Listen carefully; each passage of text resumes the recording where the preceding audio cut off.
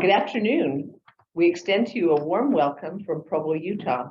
I'm Sister Esplin and will be the host for today's class. Today's class is offered to the general public by the BYU Family History Library. It is the second in a series of 5 classes on Belgium research. Our presenter is Liz Hutchison, who has a love of learning and an extensive background in family history and genealogical research. She served as a missionary at the BYU Family History Library and has completed family history coursework at BYU. She has a love of French Belgium history, culture, language, and people. We hope you'll find your time with us productive and enjoyable. I'll now turn the time over to Liz. Okay, everyone. So today we are going to be going over Belgium Church Record. I have made some handouts, and I believe that they will be posted on the BYU Family History website for you to view. But we are going to go over how to read Latin records. So I have a guide right here, and these are just your general basic words. You have church and parish records, which are ecclesia and parochia. Realize that with Latin, just like other Latin languages, there's masculine forms of everything, and then there's feminine forms. Sometimes you add different endings based on where it's located in the sentence. It's the same in English, really, because you would say the verb to be would be I am, he is, they are. And so it's the same kind of deal with Latin, where you have to focus on those base words. And for the most part, that's going to be exactly what you need to know in order to read these records. So church records, parochia, kind of like a parish, and ecclesia. Then you have baptism records, baptismi, baptizatus. Sometimes there's even different forms, like I've seen baptivi with a V instead of an SM. Don't be too worried about spelling changes, because of course they changed throughout history and with every priest that came over and started writing records.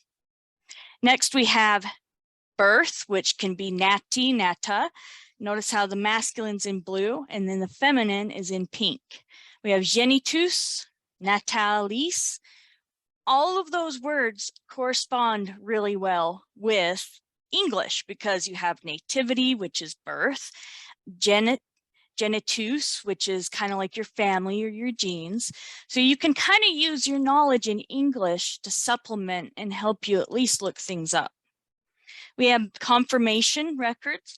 They don't provide the best information. They usually are just names listed at the end of a particular year of records for everyone that had been confirmed or accepted into the Catholic Church at that time.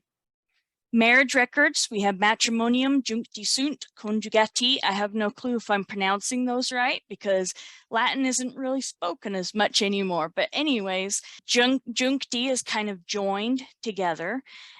Same with conjugati. Our next word are marriage bans, bani or proclamaciones. We have death records, mort. That is a classic root for death, mortuary. Defunctus is deceased. Obitus is dead. You can think of an obituary. But all of these words generally mean the same type of thing. We have burial records, sepulti, sepultus, and that's kind of like a sepulture or sepulcher. Now we're going to move on to kind of date calculation. And this is where things can get a little overwhelming when you're beginning reading records in a different language. Day is D, kind of like carpe diem, which is Latin. Month, mensis, and that would make sense. Year, anno domini, the year of our Lord. And these are the months. For the most part, all the months are exactly the same, pretty much close to the English version. You'll find different variations throughout the year. For example, the IU eventually was replaced by kind of this Y with little dots over it. Sometimes, let's see, I'm trying to think. It's kind of how we got the months, January, February, because English, as many people know, is an Anglo-Saxon, meaning that you have some of that Latin influence, but also a Germanic root language. when it gets to September, there's really important abbreviations for you to know. September, sept, is actually means 7 in Latin. And we have a lot of English words too that reflect that that means 7. So sometimes in the records, you will see 7 ber, because that's literally septum is 7. And then ber will be added to the end. You'll also have Roman numerals. Sometimes it's conjugated just a little bit differently based on where it's at in a sentence. But the thing to remember about this, most of all, is that the 7th month does not correspond with the 7th month nowadays. A lot of time in our culture, we say, okay, 7/11 is July 11th. But this actually shows you that you have to focus on this base root, which is sept, in order to determine what month this is. Same with October, 8, November, 9, nova, and then December is 10. Okay, so moving on, numbers can be a little tricky in different languages, but you have to understand that just like in English, you have your cardinal numbers and your ordinal numbers. Cardinal numbers are your 1, 2, 3, 4, 5, 6, just the number itself. Ordinal numbers are things like 1st, 2nd, 3rd, 4th, 26th.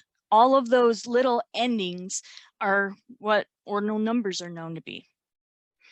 In Latin, there's masculine and feminine versions of nearly every word, and it depends on what that specific number is modifying. So if it's first day, let's see, I believe that might be feminine, but just know that you might find primus or prima. You'll find secundus or secunda, and sometimes a few different variations.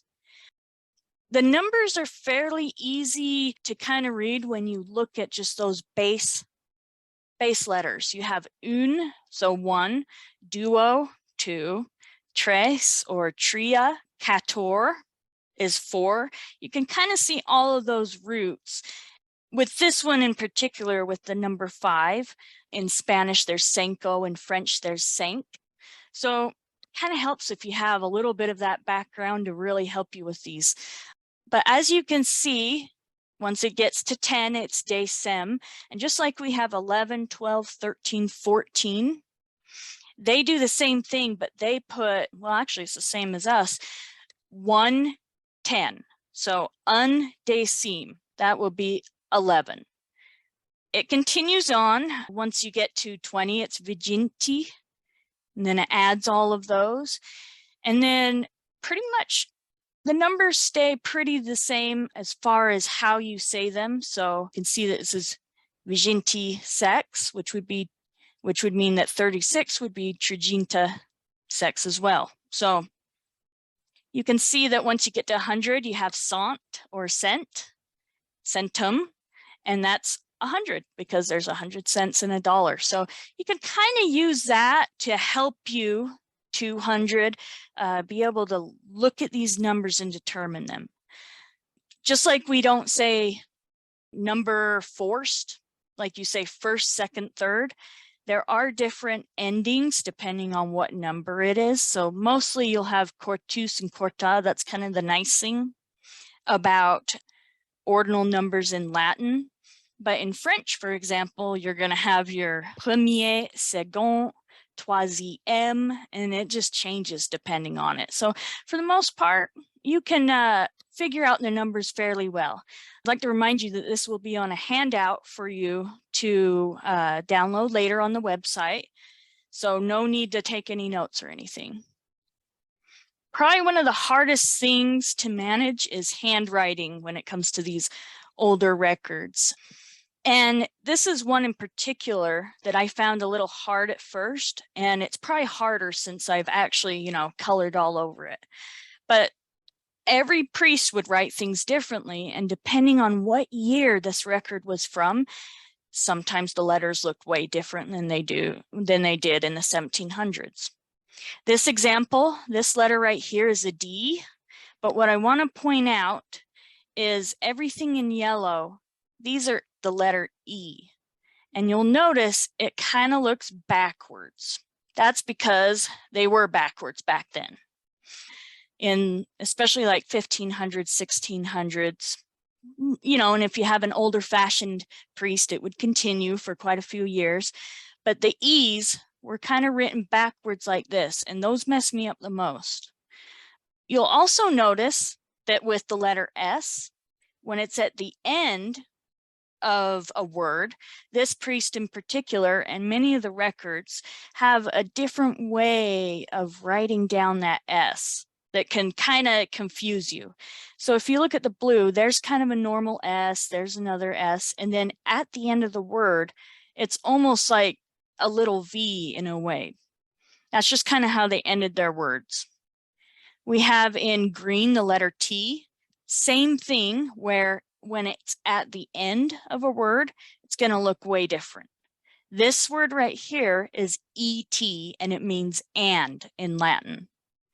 But then when they're in the middle, you'll get them kind of looking like that, sometimes a little cross. With M, the letter M, for the most part, pretty easy to read them. When they're in the middle of a word, they'll look like a normal little M. And then when they're at the end, they do this little swoop that's kind of fancy looking. So just being aware at how handwriting shifts depending on where it's located in the word.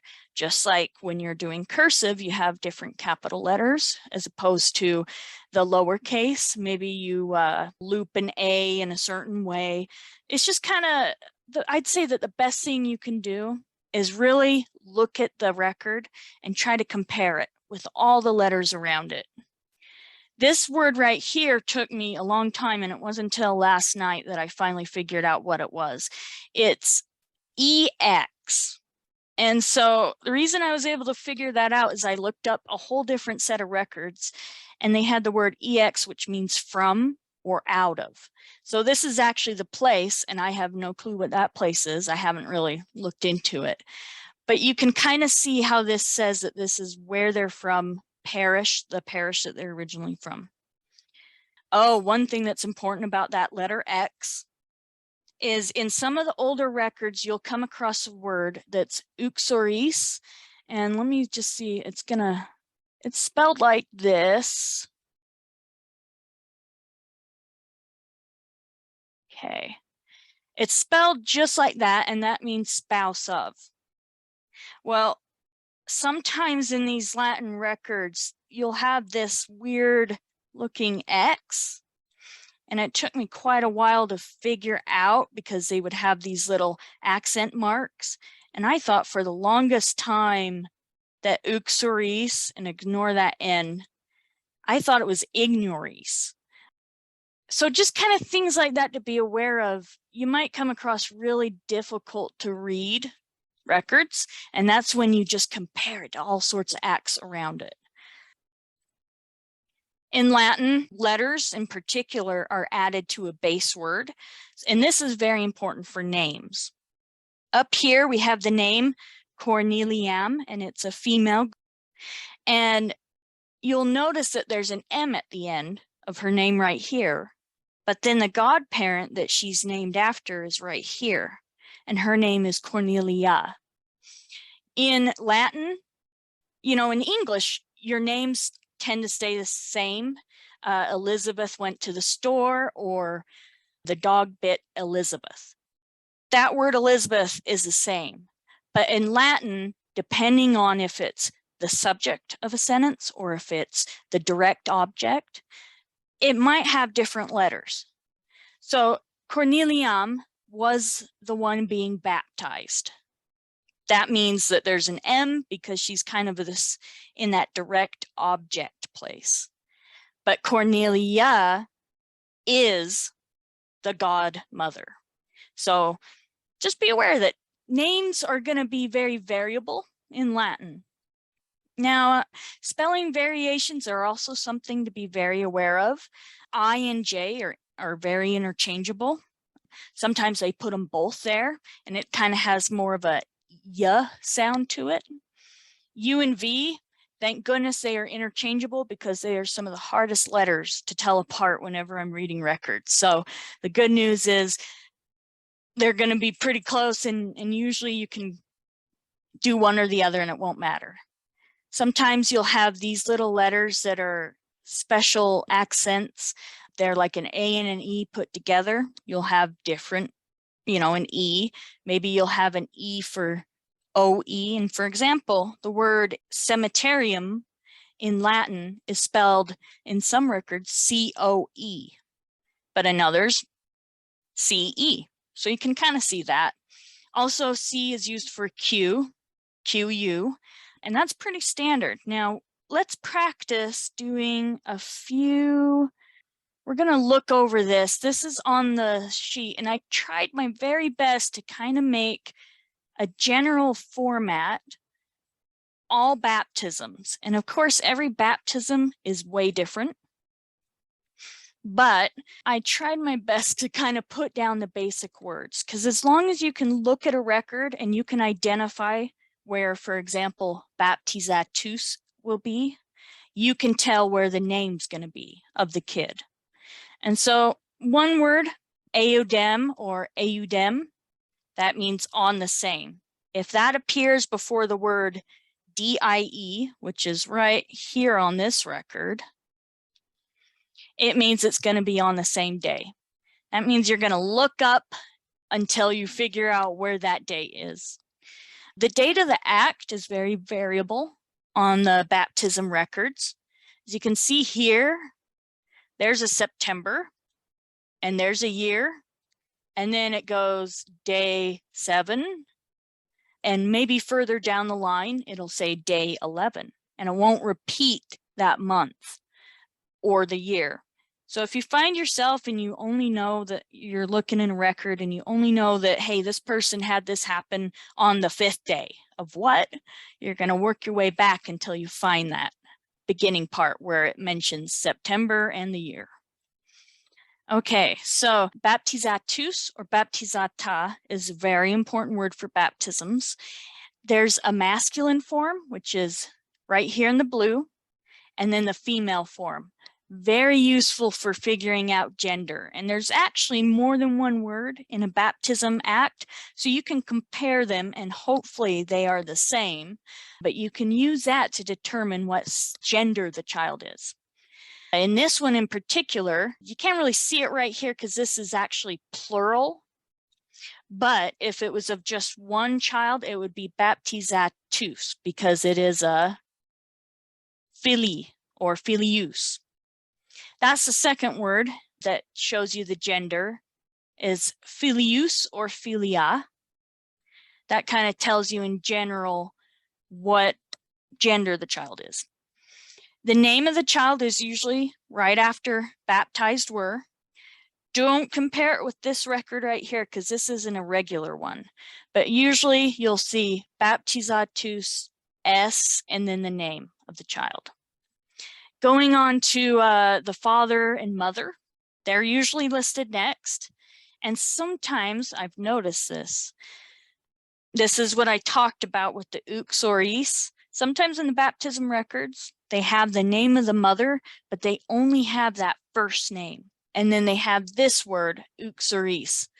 And you'll look at it, and some of these priests didn't put the last names of the mothers in certain parishes. And don't ever get this uxoris, which is the wife of, confused with an actual last name.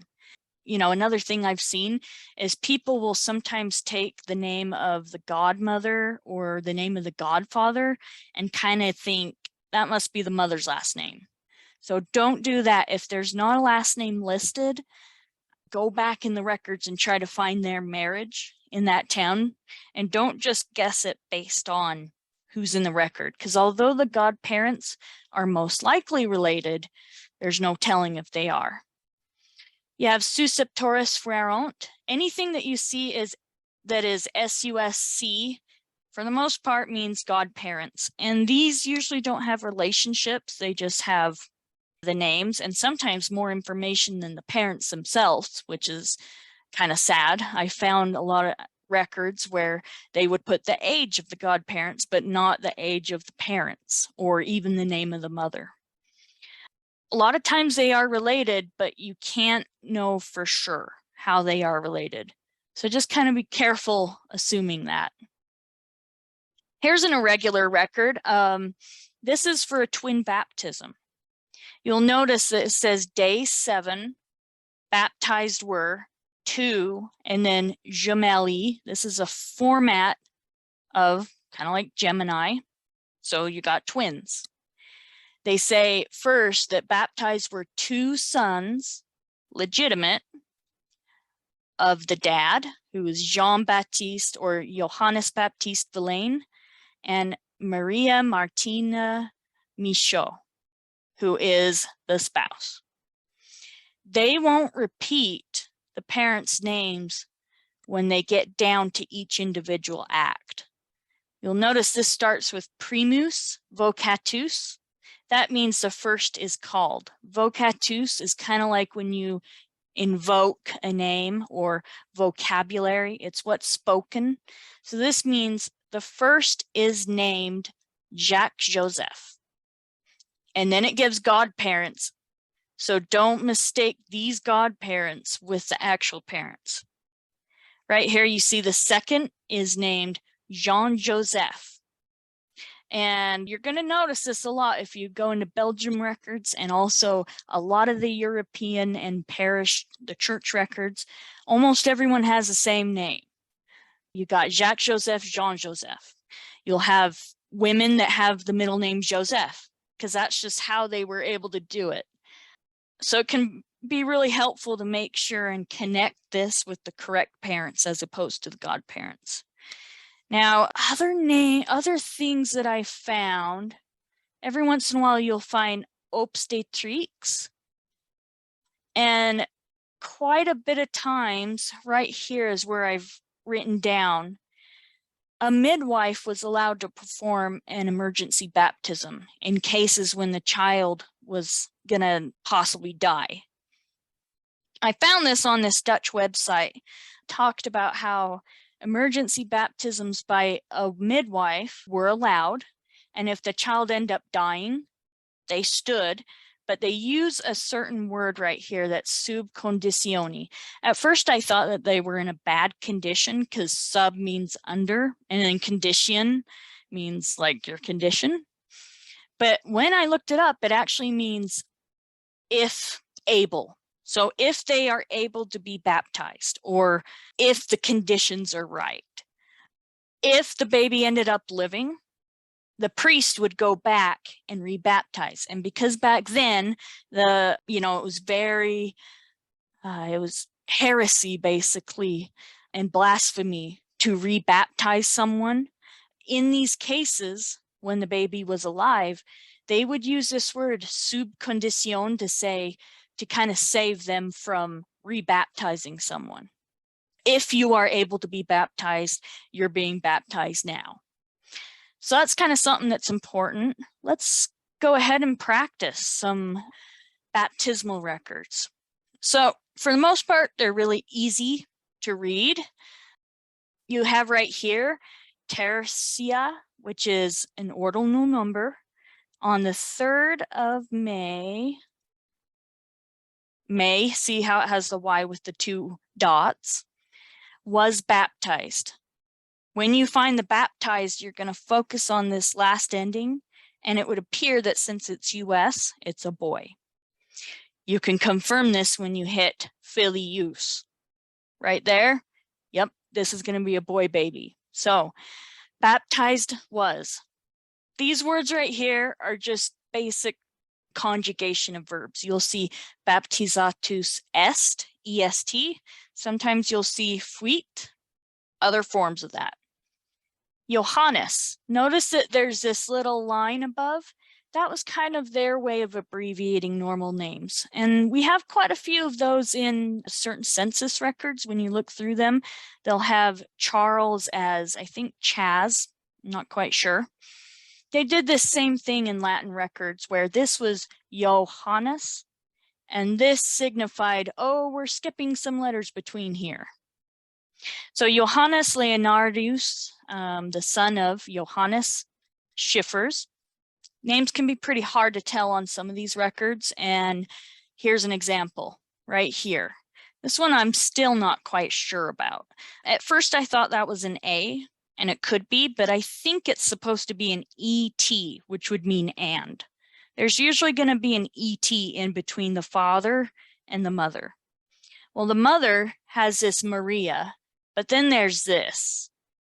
Part of me thinks it's Marianus, like an N that I don't know why they did a little sweep there, or like a GN, like a Agnes, which is basically Marianne.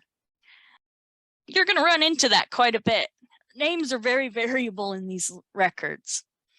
Uxoris, this looks pretty normal, but that just means that that is his spouse. And then the godparents. I usually skip the godparents because they don't really specify how they're related. And so usually I kind of avoid looking too far into those. But baptized were Leonardus, Trimer, and Johanna, Gilison. And then I think this is just general, like in our parish or written, registered below. Okay, here's another one. This one's fairly easy to read. Got to understand that I've been looking at these records a lot. When you first look at records, it might be really hard to read them. You have to sit there and just compare these letters over and over. On the 4th day of January in 1738 was baptized. So US, that means boy, Johannes Ludovicus, son, Filius. The I kind of looks like it's right over here, but they just, you're writing on a slant, so sometimes the I's wandered a little bit. Legitimate son of Guillaume Désir and Katerina de Foot, maybe, de Fou. You'll see lots of different spellings. His wife. And then it gives the godparents. This one right here is that one we were looking at that's on that paper. This is a twin baptism. So on the 7th day of September was baptized 2 twin boys who were legitimate. And their parents are Jean-Baptiste Villain. That's the Frenchified version. You'll find in later records, they actually use the French name and sometimes the Dutch name, depending on what region they're in. And then Maria Martina Michaud, who is the wife. First one's named Jacques Joseph, and the second one is named Jean Joseph. All right, this one's probably the hardest one to read. That's that one that I had all of those little colors over. So this says DIE, day 30 of September in 1671. And if you can't read the year, you just look at entries above until you figure it out. Ego with a backwards E, that means as I sign below, basically. So here below, me, the parish pastor. I baptized, there's baptiza V instead of what we usually look at. Corneliam. So that is going to be the girl. She is the daughter of Francois Olivier or Francisque Olivier and Johanna Fillier. I debated on what that letter was. Looks a lot like an F, I would say. What's important to realize about this record is this word right here is natum. On this record, they add that the child was born. So natal reminds you that means birth. Well, they said that this person was born on the day 29. So now you have a birth date, which is fairly rare in these records, along with a baptism. And then here are the godparents. Here's that place that I'm not sure what it is. I'm sure I could figure it out, and then here's this place as well. Okay, let's move on to marriage records. These are some of the most variable records, if I can get down there. But for the most part, most of them are going to look like this. You'll have the date of the act. somewhere near the beginning. In this case, you have 25 July right there, and then the years way above. Then you'll have a word that means joined in marriage. So juncti, conjugati, uniti in matrimonium. Sometimes they don't include that, but you'll know, it'll say at the beginning of the book, these are a list of the marriages. You can kind of use that and say, okay, this is a marriage. Sunt means were, and then it usually gives the name of the groom and then the name of the bride. Every once in a while, you'll see the word praesantibus, and that means that they were assisted. Well, that's more the French term, but someone else attended the marriage with them. Sometimes I think these are mostly for minor children, but I'm not quite sure. So your minors might need to have someone attend with them and say, oh yeah, I give them permission. You'll see coram mi parroco at times. Let's see, this one has it, coram mi parroco. That means before me, the pastor. You'll see vicar sometimes, priest, all sorts of things. Witnesses will be given, usually not a relationship, so you can use that maybe to help say, I think this is the same family as this couple, but I'd be very careful with that. As far as years or names go, words for marriage records, you'll come across every once in a while this phrase, and it kind of has a similar English word. It's the law of consanguinity. That means, sang means blood. So they're kind of related in a certain degree. There's the first degree that's not allowed at all. That's like a kid or something, maybe a sibling. And they had to make sure that they weren't related. Right here's an irregular record that was actually a delayed marriage. You can see on the 25th of July, post detectum, after it was discovered, because after it was detected. Impedimentum means it was postponed or delayed because there was a little bit of a relationship there between the bride and groom. You can see right here, it says that it's in the 4th degree. That means that they actually would allow that, I think, because this word says, hey, we're going to give them an exemption from this, dispensation. I always thought that was dispensation, but it actually means exemption from certain church laws.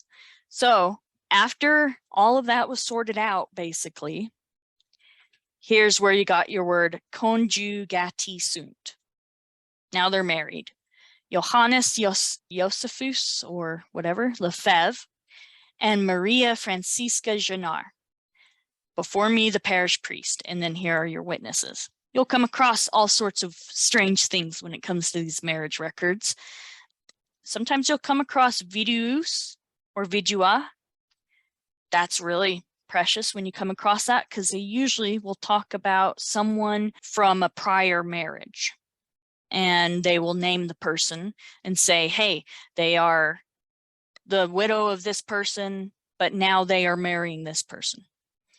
Let's compare this. Let's check out some of these marriage records. A lot of these marriage records aren't going to have those details that civil records do. Rarely do they mention the name of the parents, and it can be hard because with everyone having the same last name, you might have multiple couples within a little parish that have the same name. So this is Johannes Baptista. I'm not quite sure exactly what that could be. It could be a V and it could be Valant, which is very, very Belgium. Could be maybe an R. Not too concerned about that because you're probably going to be looking for Belgium ancestry, or if you're indexing something, you can kind of work around the name being hard to read. And Maria Barbara Collin. And then all it has here is before me, this is my name, and I am the vicario, the vicar in my, and then commissione, so probably commissioned to be over this parish. Then they have witnesses, but we don't really care about those unless if it says, hey, this is their brother. Here's another one. In the year 1743, you have that conjugati sunt. That is really helpful because right after that, you're going to have the groom, Henricus Josephus Dandois, one of my favorite French last names, and Maria Caterina Quinet. That's actually a T, even though you don't really see the cross in it. Then all it says is before me, the pastor, and the witnesses were Henri Joseph Dandois and Jean-Baptiste Quinet, probably related somehow. So if you do have like someone in a tree, you can maybe kind of go, hey, this might be them at that marriage. Here's a harder one to read. This is 25 Roman numerals. Sometimes you have to know those in order to read these Latin records. But in April 1655, here is the beginning of the marriage. Juncti sunt. Notice that they have that little abbreviation. So they are abbreviating the U and N. So juncti sunt, I at first was like, no, that's saint. What is that there for? But matrimonio, another abbreviation. So they got rid of the MON and then just had the last parts. The name is Judicus de Gardin. This is more of a Flemish area name, more Dutch. De Gardin, there's a Y right there, backwards E, and Maria Van, and it's Steenhuis, and I'm pronouncing that with maybe more of a French understanding, but it's Steenh, and then this is where you'll get a lot of variation. There's like a U, a Y with the little umlaut marks on it, and then a hard S. That's the really long ones that you'll see in like the Declaration of Independence. If there's more than one S, this one's always kind of longer. And then another S.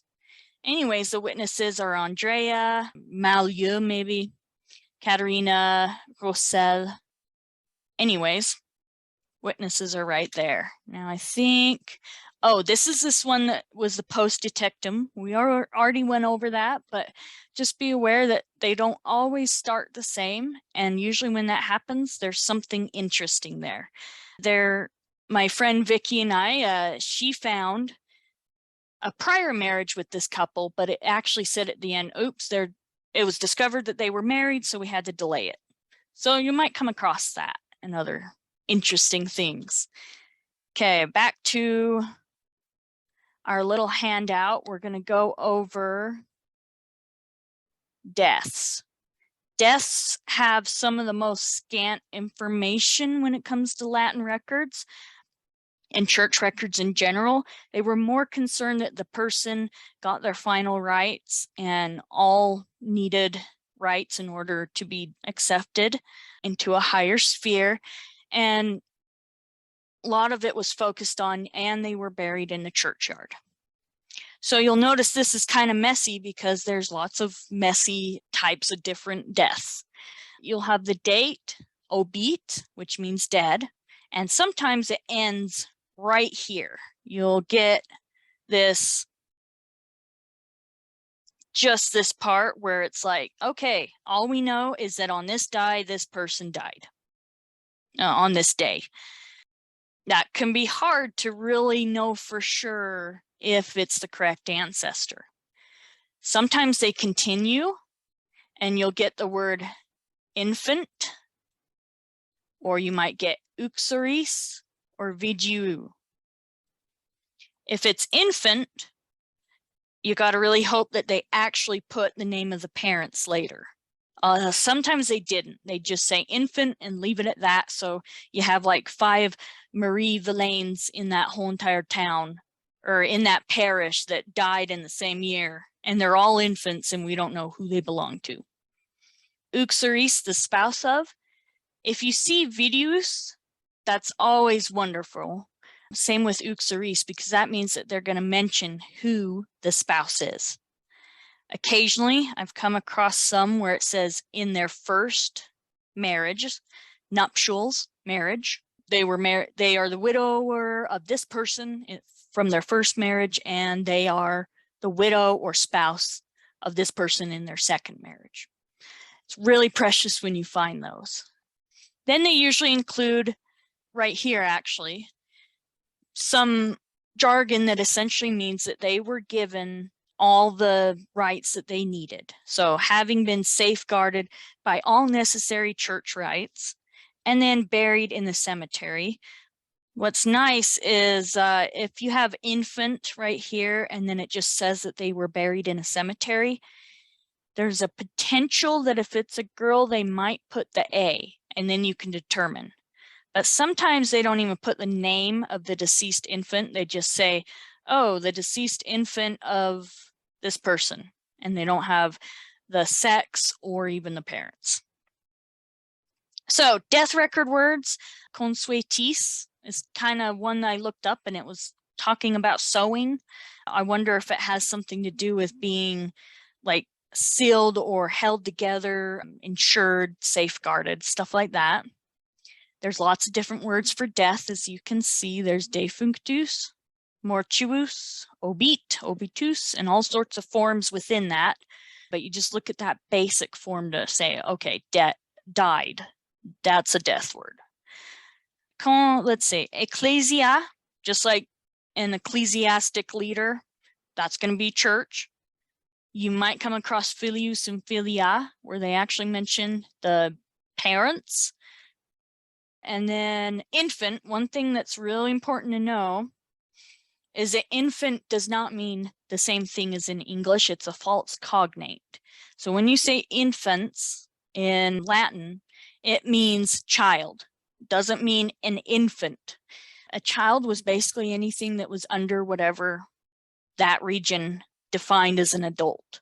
So in in Utah, for certain things, I believe 18, you might have people in other countries where they're considered almost an adult at a younger age or an older age.